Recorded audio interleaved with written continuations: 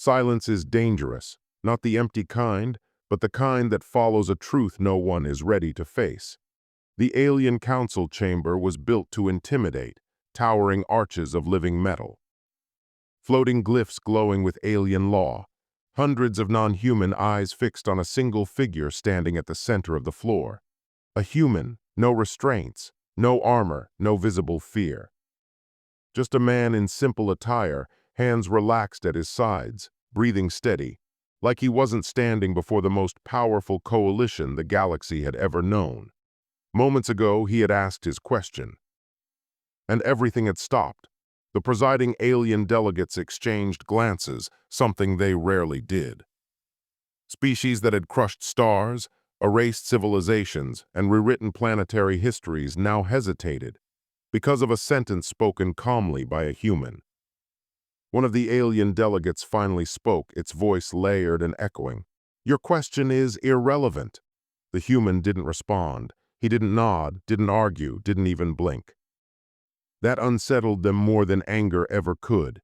The chamber lights shifted, a sign of authority, a sign that the council was about to reclaim control of the trial. "We will continue," another alien voice declared. "Humanity stands accused of instability, unpredictability, and potential threat." "That's not an answer." The interruption was soft, but it cut through the chamber like a blade. Every alien head turned back to the human. He had spoken again. "You said my question was irrelevant," the human continued, voice steady, almost conversational. "But you didn't explain why." A ripple of unease spread through the council. Aliens were used to speaking uninterrupted. Their authority was absolute. No species had ever stopped them mid-declaration and survived. One of the reptilian alien delegates, light green scaled skin, sharp intelligent eyes, clad in a fitted futuristic dress, leaned forward slightly, not in anger, in curiosity. "Human," she said slowly, "you are here to be judged, not to cross-examine us." The human finally looked up, not defiantly, not submissively, just directly. "Then answer this," he said. "If you already decided humanity is dangerous, why bother with a trial at all?" The chamber went completely still. No hum, no whispers, no movement. Because everyone, alien and human alike, understood what that question really meant. The human wasn't defending humanity. He was questioning the legitimacy of the council itself. And for the first time in recorded galactic history, the council didn't know how to respond. The silence didn't break on its own. The council forced it to end. A deep vibration rolled through the chamber as the floor glyphs flared brighter, an unmistakable signal of institutional authority. The aliens were reminding everyone who controlled this space. "We will not be interrogated by a defendant," a heavy, layered voice declared. "Your species stands accused. This trial proceeds by our rules." The human nodded once, a small gesture but deliberate. "I understand," he said. "That's why I'm letting you speak." That wasn't defiance, that was confidence. The alien delegates didn't like that. Several shifted in their elevated seats. Talons clicked. Bioluminescent crests pulsed, signs of agitation their own species would recognize instantly.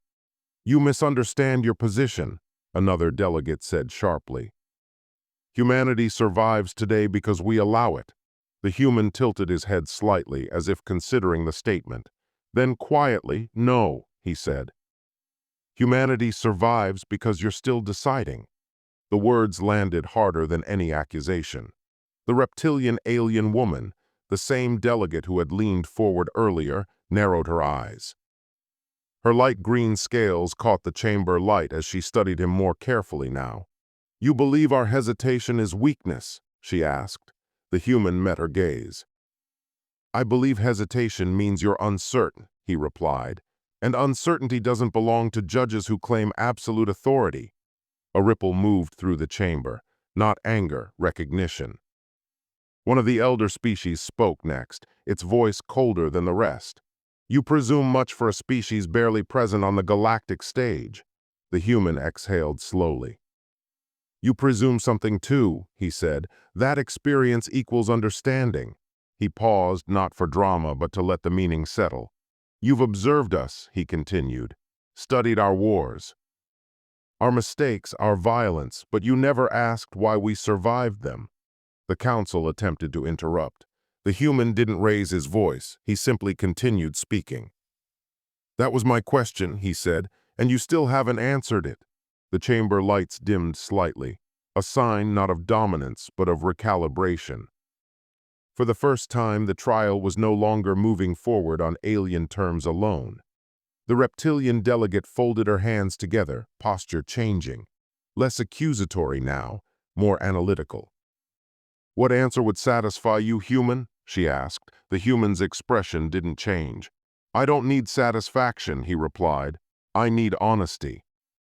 From a council that claims it deserves to judge an entire species. Another silence, shorter this time, more dangerous. Somewhere in the vast chamber, an alien observer realized the truth before the others did. This wasn't a human on trial anymore. This was the council being tested, and they hadn't prepared for that. The council shifted tactics. If authority hadn't worked, then procedure would. A holographic projection ignited in the center of the chamber, vast, detailed, merciless.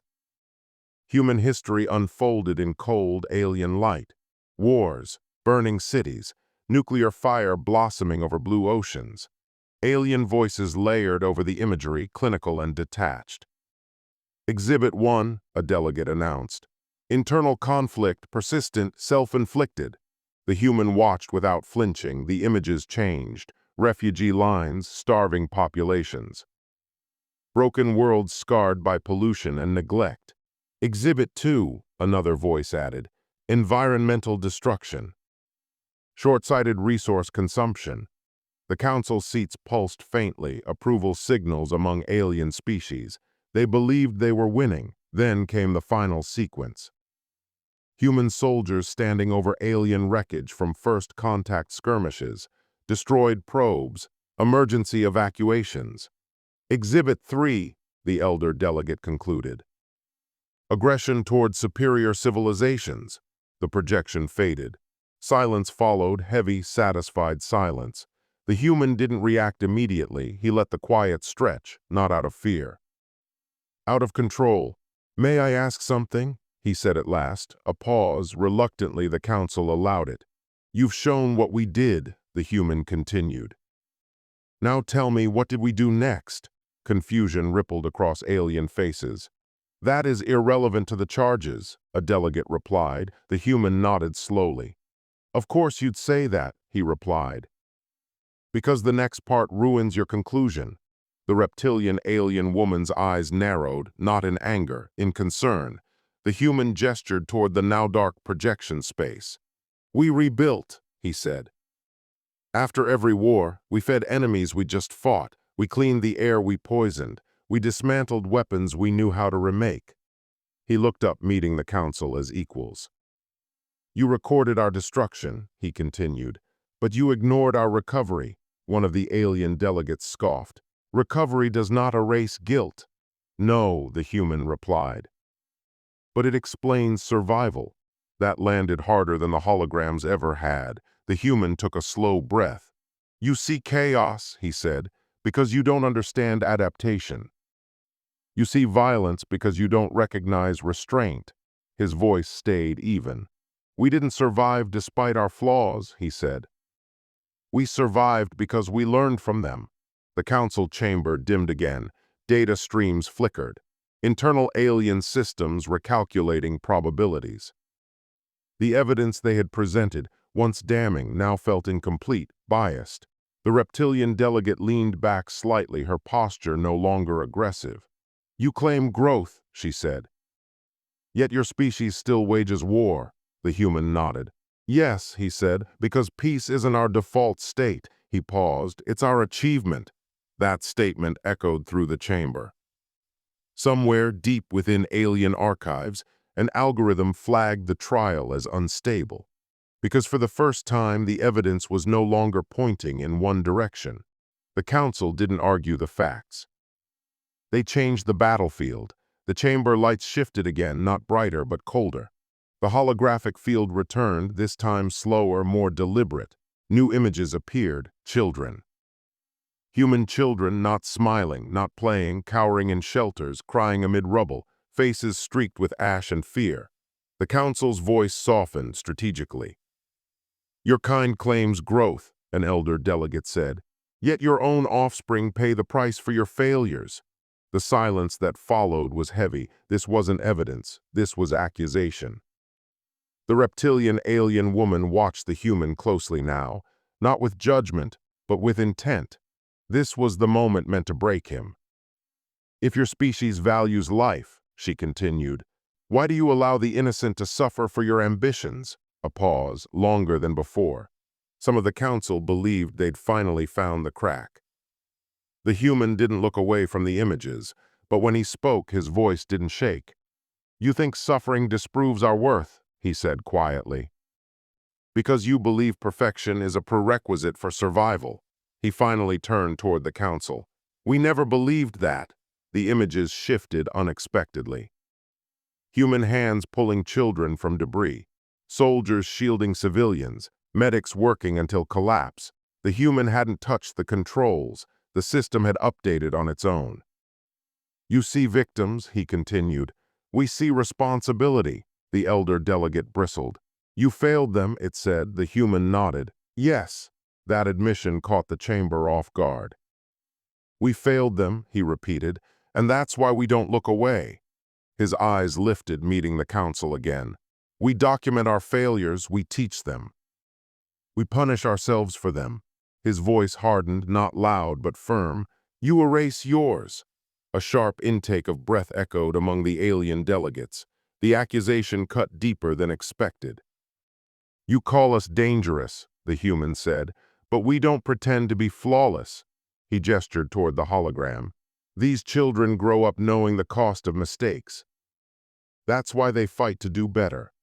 The reptilian alien woman felt something unfamiliar twist in her chest. Understanding. You wanted a moral comparison, the human said. Here it is, he took a step forward. We don't ask if suffering exists, we ask what we do after. The chamber went still again, but this silence felt different, heavier. Because now the council wasn't judging humanity's violence. They were confronting their own detachment. Somewhere in the alien network, a designation changed. The council didn't speak immediately. For the first time since the trial began, they weren't choosing words carefully. They were choosing whether to tell the truth. A low-frequency hum spread across the chamber, privacy fields activating. External observers were cut off. Records paused. This conversation wasn't meant for history. The elder delegate finally spoke, its voice quieter than before. You misunderstand the nature of this trial, human. The human remained still. I suspected that, he replied. You believe you are being judged for what you've done, the alien continued. But that is not why humanity stands here. The reptilian alien woman lowered her gaze slightly, her expression conflicted. You are here, she said, because of what you become. The words settled like gravity. The human waited, he didn't rush them. Fear speaks eventually, if given room. You adapt faster than any species we've recorded, the elder delegate admitted. You recover from losses that should end civilizations. You integrate enemy technology within decades. Another voice joined in. You turn failure into momentum. The chamber dimmed further. And that, the elder concluded, is what unsettles us. The human exhaled slowly. So this isn't a trial, he said. It's a risk assessment. The reptilian delegate met his eyes. Yes, you fear will become powerful, the human continued. No, she corrected him softly. We fear you won't stop growing. That landed, not as an insult, as a confession. The human nodded once. That fear makes sense, he said, but it doesn't justify what you're doing. The elder's tone hardened. You assume we have a choice. History shows species like yours destabilize galactic order. The human's eyes sharpened, not in anger, in clarity. Order, he said, is just stagnation with better branding. The words echoed. Several alien delegates recoiled, not because they disagreed, but because they understood. You froze your civilizations at a safe point. the human continued. No risk, no failure. No growth, he paused, and now you're terrified of anything that refuses to stay still. The reptilian alien woman felt it then, not fear, recognition. This trial isn't about protecting the galaxy, the human said. It's about protecting your comfort. The chamber trembled just slightly, not from power, from truth. The chamber remained sealed. No witnesses, no records, just truth exposed and uncomfortable. The alien council expected anger now. They expected the human to protest, to threaten retaliation, to demand equality or recognition. He did none of those things. Instead, he stepped back, not physically, conceptually. You're afraid, the human said calmly. That's not a crime. The council stiffened. No species had ever spoken to them like that. You fear what you can't control, he continued. Every civilization does at some point. The reptilian alien woman looked up sharply. You mistake fear for weakness, she said. The human shook his head. No, he replied. I mistake fear for honesty. Weakness is pretending it isn't there. The elder delegate folded its limbs slowly. What do you propose, human? It asked. Submission, limitation, oversight? The human's lips curved slightly, not a smile, something quieter. None of that, he said. He paused. I propose choice. The word rippled through the chamber. Choice was not how the council operated. Choice created variables. Variables created risk. You can end this trial, the human continued, and accept that humanity will grow, sometimes faster than you like, sometimes in directions you don't expect. He met their eyes one by one. Or, he said, you can mark us as a threat and spend the next millennium reacting to us. The chamber lights dimmed further. The council understood the implication. We are not threatening you, the human added. We're offering clarity. The reptilian alien woman leaned forward again, but this time not in challenge. And if we choose neither, she asked. The human didn't hesitate. Then you'll choose irrelevance, he said. That hit harder than any declaration of war. You see us as a future problem, the human continued. But the real danger isn't humanity. He gestured toward the council seats. It's a galaxy led by those too afraid to evolve. The elder delegate's voice was quieter now. You speak as if you already belong among us. The human's gaze didn't waver. We don't want to belong, he said. We want to move forward. Silence returned. But this time it wasn't imposed. It was chosen. The council wasn't deciding humanity's fate anymore. They were deciding their own. Somewhere deep in the alien systems, a contingency protocol unlocked. The council did not vote. They argued, not aloud, not yet, but in pulses of light, shifts of posture, subtle biological signals only their kind could read. Disagreement had entered the chamber. That alone was unprecedented. The human stood still, watching without intrusion. He understood something now. They weren't deciding his fate. They were confronting the fact that their unity was no longer guaranteed. Then the reptilian alien woman rose from her seat. Slowly, deliberately, gasps rippled across the chamber. She was not the eldest, not the most powerful, but she was respected. Enough, she said.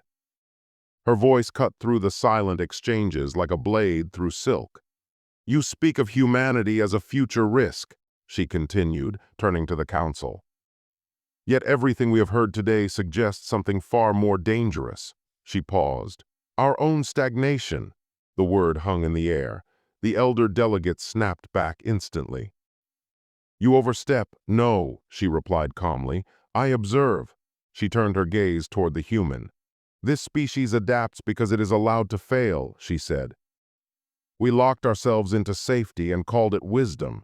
The human did not react. He let her speak. You fear humanity's growth, she continued, because it mirrors what we abandoned long ago. The chamber stirred uneasily. She turned back to the council. We built this trial to justify restraint, control, preemption. Her eyes hardened. But today I see fear pretending to be foresight. The elder delegate's bioluminescence flared. You would side with a defendant, it demanded. The reptilian alien woman shook her head. I side with truth, She gestured toward the human. He did not demand power, he did not threaten violence, he offered us choice. Her voice softened but did not weaken. And we recoil because we no longer trust ourselves to choose correctly. Silence fell again, but this time it was fractured, unstable. The human finally spoke. "You don't need to agree with me," he said. "You just need to stop pretending unanimity still exists." That was the final cut. The council could no longer hide behind consensus. A status indicator flickered above the chamber. Council unity compromised. The trial was no longer a formality. It was a reckoning. The chamber's atmosphere shifted again, not emotionally. Administratively, a signal pulsed through the air, cold, precise. The council wasn't debating anymore. They were executing protocol. A neutral voice echoed from the chamber itself. Final measure authorized. The reptilian alien woman stiffened. Even she hadn't expected that. "This trial has exceeded acceptable instability thresholds," the elder delegate announced. "The council will now determine outcome through probability modeling." The human raised an eyebrow slightly. "Prediction," he said, "not judgment." "Correct," the elder replied. "Emotion has compromised this chamber." The holographic field reactivated, this time showing simulations. Humanity spreading through the stars. Some paths showed cooperation, others conquest. Collapse, ascension, millions of branching futures, all evaluated in seconds. "This is how we maintain order," the elder declared. "We remove uncertainty." The human watched the futures unfold. Then he smiled just a little. "You can't model this," he said, the elder's glow intensified. "All variables can be measured." The human shook his head. "Not the ones that matter." He gestured toward the projections. "You're calculating outcomes without asking the participants what they intend to do." The reptilian alien woman's eyes widened. She saw it now, the flaw. "You're afraid of our future," the human continued. "So you reduce it to data, to curves and probabilities." He looked back at the council. "But we don't live in averages." The simulations began to destabilize. Paths overlapped. Outcomes conflicted. The system faltered not because of error, but because of contradiction. "Human unpredictability exceeds acceptable parameters," the neutral voice warned. The human nodded. "That's the point. You can't lock the future in place," he said. "Because the moment you do, someone will break it." The chamber fell quiet. The council's final weapon had failed, not because it was weak, but because it was incomplete. The reptilian alien woman stood again, this time without hesitation. "This measure proves his argument," she said. "We are trying to freeze motion itself." The elder delegate said nothing. For the first time, it had no response. No alarm sounded, no declaration echoed. The chamber simply settled. The massive structures of the courtroom dimmed to a neutral glow, signaling something rarer than judgment. Deliberation had ended. The elder delegate rose, slowly, carefully. Not with authority this time, but with caution. "The council has reached a determination," it said. The human stood straight, hands still relaxed. He had no weapon, no leverage. And yet the room leaned toward him.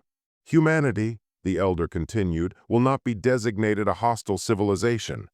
A ripple spread through the chamber, not relief, shock. "But neither," the delegate added, "will you be granted protected or allied status." The human nodded once. "Fair, expected." "You will be classified as an emergent variable," the elder said. "A species whose trajectory cannot be constrained or predicted."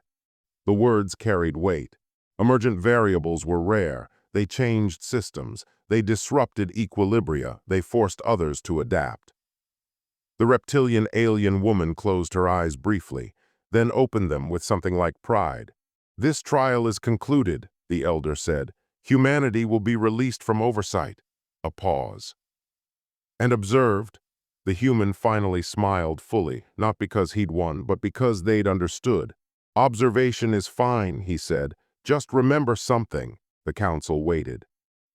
"We learn faster when we're watched," the human continued, "and even faster when we're underestimated." The chamber absorbed that in silence. The elder inclined its head. A gesture so small and so unprecedented that several delegates froze in disbelief. Respect. As the chamber seals disengaged, the reptilian alien woman spoke one last time. "You changed nothing today," she said to the human. He met her gaze. "I know," he replied. "I reminded you." The human stepped out of the chamber. The council remained behind, still processing. No applause, no celebration, no orders, just silence. And in that silence the message spread. Across the galaxy, alien observation posts flickered as reports were sent.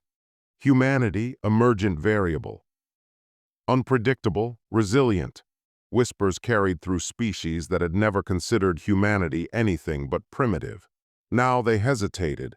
The reptilian alien woman watched him go.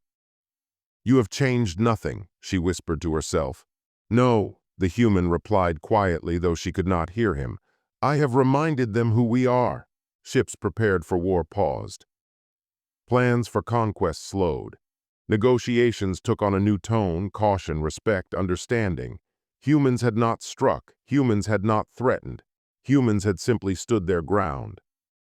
Back on his homeworld, the human looked up at the stars. They had judged him. They had tested him. And now they would watch differently. The galaxy, he thought, will learn faster than it expects. No victory cries, no celebration, just the quiet knowledge that humanity had survived unbroken and unchanged by fear. That alone was enough.